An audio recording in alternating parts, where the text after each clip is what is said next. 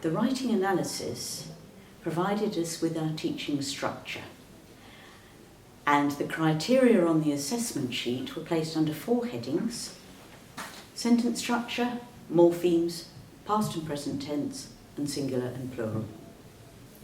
So, with our writing analysis in the middle, these were the 4 themes that we squeezed everything into.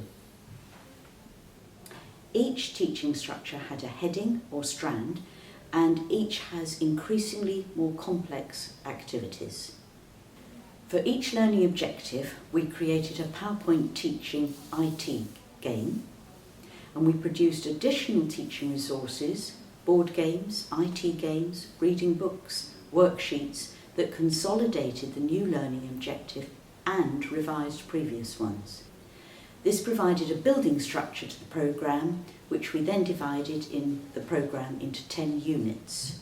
The principles guiding our work were that children should be active learners, so whether their communication was verbally or through sign, that they should be using it. That way they develop. Discussion should ensue throughout the activities. Each unit contains a learning outcome, so you can download and print this off so that you know what is in each unit. And each one starts with the IT presentation game. It has worksheets, there are books, there are games. You can look them through, and the objective is in the front piece. So you know exactly what it is. You can copy-paste for your lesson plans. There is a path for each child to follow, or as a group, but these can be printed off individually, and the child can put the date as they progress through the unit of work. Each unit of work on the PowerPoint presentation begins with a page that explains to the person organising it, so teacher, LSA, parent, exactly what they are to do. That continues through every presentation, whether it's on Unit 1 or to Unit 10. So wherever or whoever comes into it new has this. They can read, understand what they've got to do, and always it will be to print off the worksheet so that the child, as they're watching the presentation, is active in completing the worksheet as they go through.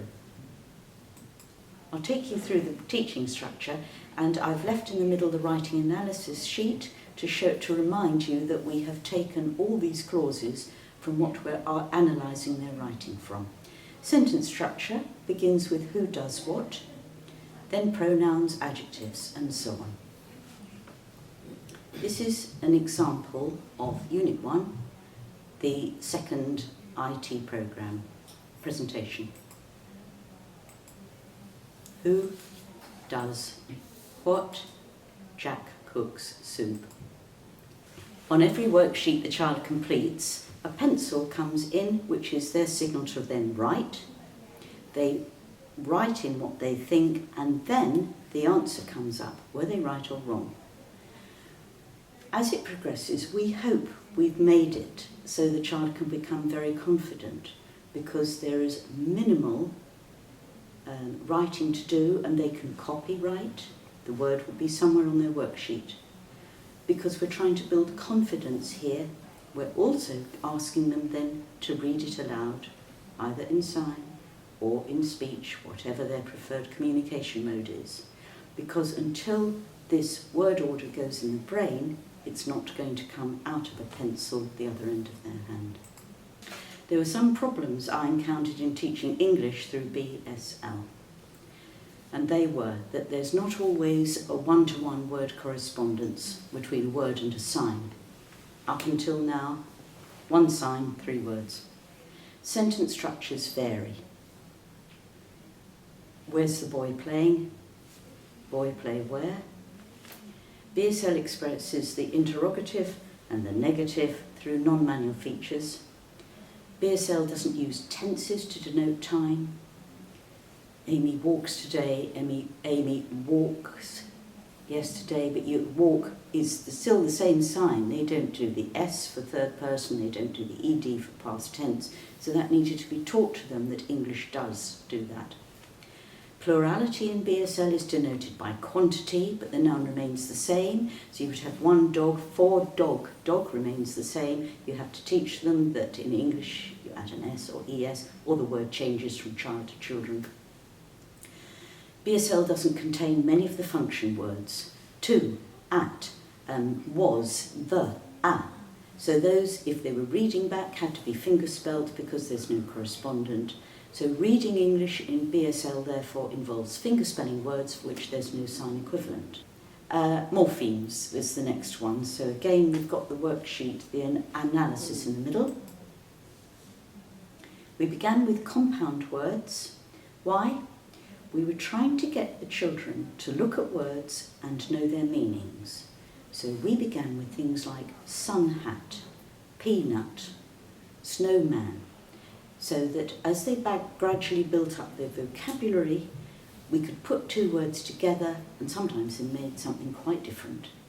But it taught them to analyse the word into parts that could be broken down.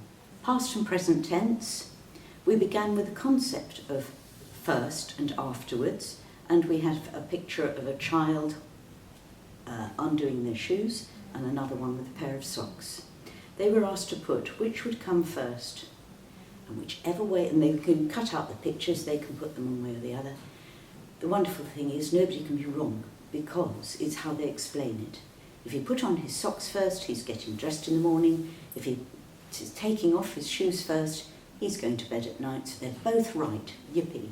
So it hopefully builds up their confidence, but of course the language that goes with it is the important thing.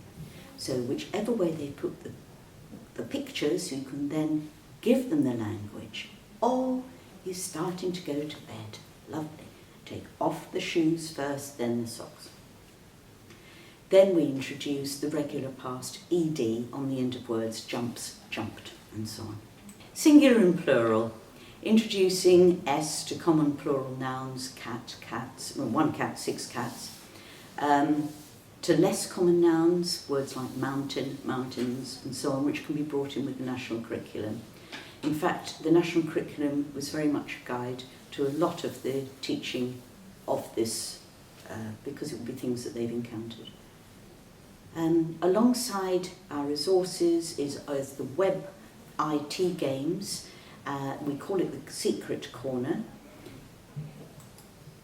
And when a child successfully completes a game, he or she is rewarded with a game of tic-tac-toe or Tetris, etc. Lovely. So if they get 100%, they are taken to this site. But the game times out after 3 minutes, which is always a big disappointment, because the child is then presented with the next level of literacy programme, the next literacy game. So each time the child plays, the order of the slide changes so that they're having to think all the time. The logo on the front of the games, on the IT games, is the same as the unit. So if it's stars or if it's pandas that they are on, that's the logo to look for.